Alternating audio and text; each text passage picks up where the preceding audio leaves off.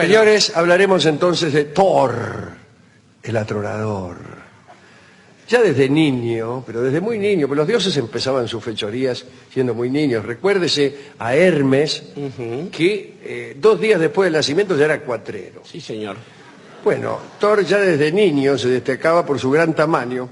Bueno. Como hemos contado también la historia del hijo de Sara y Abraham, Sí, señor.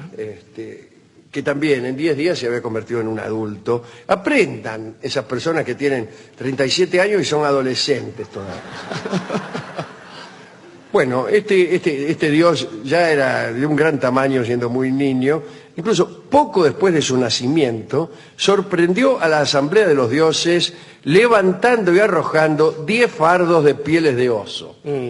A ver, ¿qué niño recién nacido arroja 10 fardos de pieles de oso? Thor.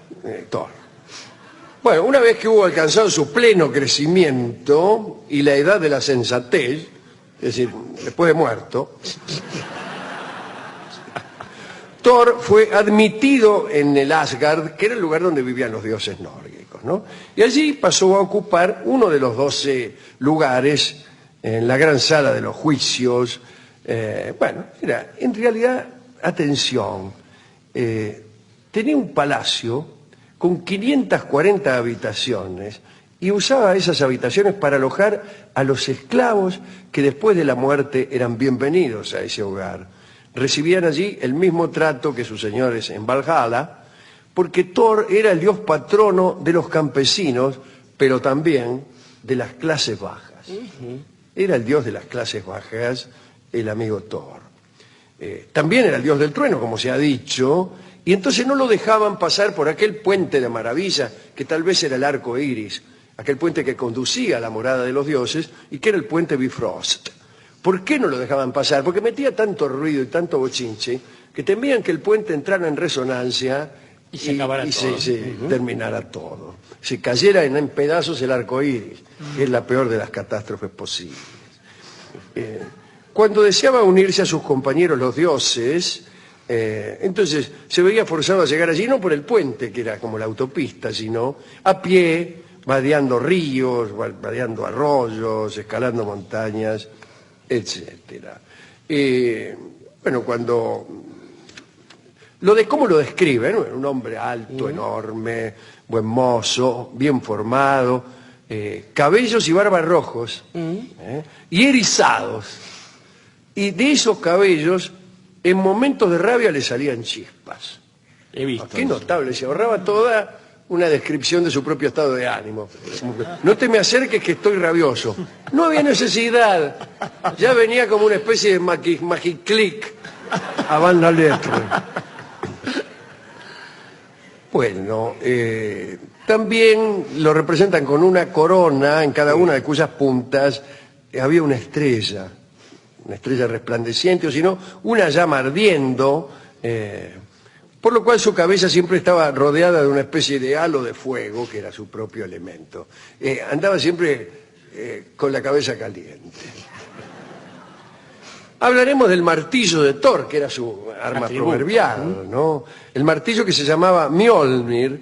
Todas las cosas tenían nombre. Y eso está bien. Entre los nórdicos. Tenían nombre los martillos, los barcos, los anillos. Bien. Este martillo Mjolnir era arrojadizo. Lo tirabas a los enemigos, no servía para clavar, en general. Salvo que vos tiraras desde 20 metros el martillo para acertárselo un clavo, no parece una buena forma de clavar. Lo arrojaba a sus enemigos, los gigantes del hielo, ¿no? Tenía un poder destructivo y tenía la maravillosa propiedad de regresar siempre a su mano, sin importar lo lejos que lo hubiese lanzado, como sucede con algunos novios. El famoso novio boomerang. Sí, el volvedor. El volvedor. Bueno, este enorme martillo era también el emblema de los truenos. Era un martillo que andaba siempre caliente, como algunos... Digo, no. Y entonces, para poder tomarlo sin quemarse la mano, tenía un guantelete llamado Landgriper. Larngreiper era el nombre de este guantelete con el que tomaba, como uno cuando saca tortas del horno, el martillo incandescente. Bueno, ahora, este martillo venía acompañado con un cinturón mágico que se llamaba Megingjord. Megingjord respondía al nombre de Megingjord, aquel cinturón mágico, y multiplicaba por 2 la fuerza hercúlea, disculpen la expresión, Faltaba más. impertinente a los efectos místicos de este dios, Thor. El tipo se ponía el cinturón ese que le dije. Mucha y fuerza. Tenía Se duplicaba. 2 veces mucha fuerza. Desde luego el martillo de Thor era considerado sagrado por la gente del norte. Incluso hacían la señal del martillo, tal como después hicieron la señal de la cruz, ¿no? ¿Para qué? Para ahuyentar influencias malignas. Podría poner muchos ejemplos. Sí. Casi diría que no hay otras influencias que las malignas. Bien. El martillo también se usaba para clavar, Ajá. o heterodoxia, unas estacas, las estacas de los límites, de modo tal que eso sacralizaba los límites. Estaba prohibido arrancar cualquier cosa que hubieras clavado con el martillo Mjolnir. Bueno, en Suecia, Thor, tanto como Odín, que era el príncipe de los dioses, andaban con un sombrero de ala ancha, por lo que las nubes de tormenta en ese país, como sabe cualquiera que haya ido a Suecia, se conocen como el sombrero de Thor. Le viene una tormenta y el sueco, en vez de decir tormenta, dice sombrero de Thor. El gaucho sueco mira al cielo y Sí. dice, ¿no? Me parece que... No, el sombrero de Thor. Señal que viene El sombrero sueco de es tiene un idioma muy fácil. Sí. Tormenta se dice sombrero de Thor y todo por el estilo. Sin embargo, sombrero de Thor es una ¿qué? Es una Kenningar. Es una Kenningar, Una de las correctamente. metáforas fundacionales de la poesía, bueno, de Islandia en realidad. Una ¿no? metáforas que no son personales del poeta, sino de uso general. Andaba siempre en un carro, muy ruidoso. Era el único que no iba a caballo, andaba con carro, él, con carro. Y el carro lo tiraban 2 chivos. Discúlpeme, di rienda suelta a mi creatividad. Los 2 chivos se llamaban Tagnostr. ¿Qué nombre le va a poner uno a un chivo? Difícil para llamar. O bien Tagnostr o Pavoni. Tagnostr quiere decir en sueco el agrietador de dientes. Y Tangrisrn quiere decir rechinador de dientes. Así que el filólogo en pantuflas no podrá menos que hacerse cargo de que tan es diente. El sueco es muy fácil.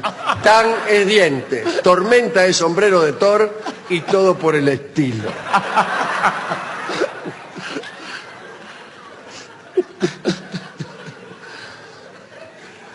Muy bien. Ya está, esta es la introducción. Y ahora hablaremos del asunto que nos ha traído aquí a Mendoza, que es de la mujer de Thor. Finalmente. Sif se llamaba. Ya Sí, casi limpiaba revela el lindo. carácter ese nombre. Sin embargo, no era mala. La esposa de Thor en realidad estaba muy orgullosa de su espléndida cabellera dorada, Ah. que la cubría desde la cabeza hasta las patas, pero no naciendo en toda su superficie. Le nacía solamente en la cabeza y después y se le le arrastraba. cubría hasta las patas.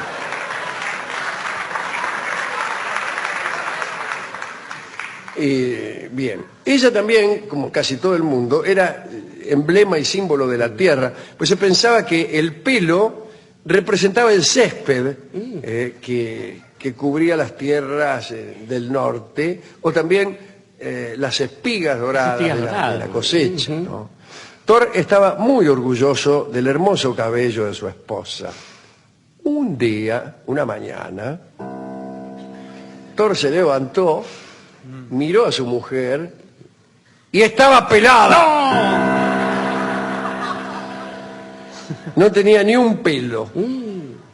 ¿Qué ha pasado?, se me preguntó Thor. La Y vio se de- respondió a sí mismo: mi mujer está pelada. ¿Quién habrá sido el culpable? Thor era de esa clase de personas que piensan que ante cada calamidad hay un culpable. Bien, era una persona. Bien, y enseguida le echó la culpa a Loki, que era el malo de... Una especie de una mezcla de duende y... Sí, porque en realidad no era el demonio, no era el mal absoluto, Era sino... travieso, digamos. Era un tipo travieso. Jorobador, para no Sí, decir es jodón. verdad, Sí. sí. Bueno, dice, debe haber sido este Loki que siempre se pasa haciendo bromas tales como cortarle todos los pelos a mi mujer, etcétera. Tardó mucho en decirlo. Y entonces agarró el martillo, Claro. dice, lo voy a agarrar a Thor y lo voy a clavar en la pared. A Loki. A Thor no, a Loki. Bueno, cuando lo vio venir, Loki, que efectivamente había sido Sí, él, ¿no ves? Lo sospechábamos. ¿sí? Salió corriendo. Salió corriendo, incluso cambió de forma, porque era proteico, Loki, y tenía la virtud de transformarse en aquello que se le antojaba. Pero fue inútil. Thor lo alcanzó pronto, lo estranguló, todas unas tomas que es ocioso describir. La literatura de descripción de tomas, Es una Thomas Alva Edison. Claro, es redundante. Es redundante básicamente. a estas alturas. El caso es que Loki le pidió perdón, confesó que él había sido, y al final Thor lo obligó a prometer que iba a reintegrar el pelo, hasta el último pelo así, una cabellera nueva que tenía que ser tan bella como la primera, tan larga y también tan natural, no una peluca, una cabellera que le naciera de su propia organización psicofísica. Y el cuero cabelludo. Bueno, Thor lo dejó marchar y le dijo, bueno, mira, trae Los López. el pelo, hace que esto vuelva al estado anterior, etcétera, etcétera. Entonces Loki se arrastró por las entrañas de la tierra y fue donde vivía el enano Dvalin. Los enanos eran muy industriosos en los mitos nórdicos, eran los que inventaban casi todo. Y fue a ver al enano Dvalin y le dijo, mira, fabricame una preciosa cabellera, así como, dijo. Así, asá. Bueno, Y también unos regalos para Odín, no solo para Thor, para Odín y también para Frey, que era la mujer de Odín, porque estaban enojados también por esto que se había mandado Loki. Así que quiero quedar bien con el príncipe de los dioses y su mujer, fabricame algo que les pueda gustar. Muy bien, dijo el enano. Y fabricó, así como aperitivo, la lanza llamada Gungnir, que nunca fallaba su objetivo. Inmediatamente fabricó el barco llamado Skidbladgar, el cual siempre tenía un viento favorable y podía navegar por el aire y por el agua, y tenía la propiedad mágica de que, aun siendo el más enorme de los barcos, llegado el caso podía doblarse hasta alcanzar un tamaño tan diminuto que cabía en un qué bolsillo. lindo. No había nacido aquella superstición conforme a la cual nada puede doblarse más de 8 veces. Más de 8 veces, claro. Incluso el papel. Finalmente construyó una bellísima cabellera de oro, cabellera que al tocar la cabeza de Sif iba a crecer rápidamente como si fuera su propio pelo. Fantástico. Loki estuvo tan satisfecho con tales pruebas de habilidad que declaró que este enano, Dvalin, era el más diestro entre todos los herreros. Justo pasaba por ahí otro enano, Brock, y oyó estas palabras, a saber, Dvalin es el más talentoso de todos. Y dijo, mi hermano, llamado Sindri, es mucho mejor que este Dvalin y puede fabricar cosas más prodigiosas. Bueno, se armó ahí una discusión a ver quién era mejor, y Loki inmediatamente retó a Brock a que demostrara que su hermano era superior a Dvalin y jugó su cabeza. Te juego mi cabeza a que no podés, a que tu hermano no puede hacer algo tan prodigioso como lo que acaba de hacer Dvalin. Y entonces empezó Sindri, el hermano de Brock, a tratar de emular a Dvalin en sus milagros. Empezaron ahí, Brock lo ayudaba, soplaba el fuelle, etcétera, etcétera. En un momento de estaban trabajando ahí, porque tenían hasta un plazo, creo yo, así que le daban con todo, ¿no? Brock trabajaba, el hermano trabajaba, ¿no? Qué sé yo. En eso Loki, para evitar que esto fuera adelante, picó al otro enano, se transformó en un tábano. ¿Vio cómo era Loki? Se transformaba en lo que quería. Se transformó en el tábano de Crítica y picó cruelmente la mano del enano que estaba trabajando. A pesar del dolor, el enano siguió. Lo picó a Brock, que era el que le daba el fuelle, sin el cual no podía trabajar el otro. Bueno, a pesar de eso, Sindri pudo construir un enorme jabalí. Primer milagro. Un jabalí salvaje llamado Gullinbursti, que tenía cerdas doradas y tenía el poder de emitir luz y además de volar. Fantástico. Cruzaba los cielos, Gullinbursti, y alumbraba. Algo así como un sol de noche. De las aves que vuelan me gusta Gulliver. De las aves que vuelan me gusta el chancho, justamente, que es como se dice en denomina sueco. entre los criollos al jabalí. Con su primer trabajo concluido satisfactoriamente, Sindri echó un poco más de oro al fuego, que así se laburaba, y le pidió a Brock que siguiera dándole al fuelle, ¿no? Me refiero al fuelle. Sí, claro. Y otra vez apareció Loki, todavía disfrazado de tábano, picó otra vez al enano, pero esta vez en su mejilla. A pesar del dolor, meta fuelle, siguió Brock, y Sindri sacó triunfalmente de entre las llamas un anillo, el anillo mágico Draupnir, el emblema de la fertilidad. De este anillo caían 8 anillos nuevos y similares cada 9ª noche. Un anillo que se reproducía. Qué lindo. Muy bien. Siguió laburando. Loki ya estaba desesperado. Se preparó para un intento final. Esta vez, todavía con la forma de un tábano, picó al enano por encima del ojo hasta que la sangre comenzó a emanar tan abundantemente que le impidió ver lo que estaba haciendo. Ahí hubo una excitación, hubo un momento en que no hubo aire en el fuelle porque Brock se limpió la sangre del ojo. Cuando el hermano Sindri extrajo su obra del fuego, emitió una exclamación de decepción, porque lo que había fabricado era un martillo y era corto de mango. ¡Ay del martillo corto de mango! Pero a pesar del contratiempo, Brock estuvo seguro de ganar la apuesta y no dudó en presentarse ante los dioses en Asgard para que decidieran cuál de los dos enanos había hecho mejores trabajos. Le entregó a Odín el anillo Draupnir, a Frey, la mujer de Odín, el jabalí Gullinbursti, y al propio Thor el martillo, que fue desde entonces el martillo Mjolnir, a cuyo poder nadie podía hacer frente, aunque fuera corto de mango.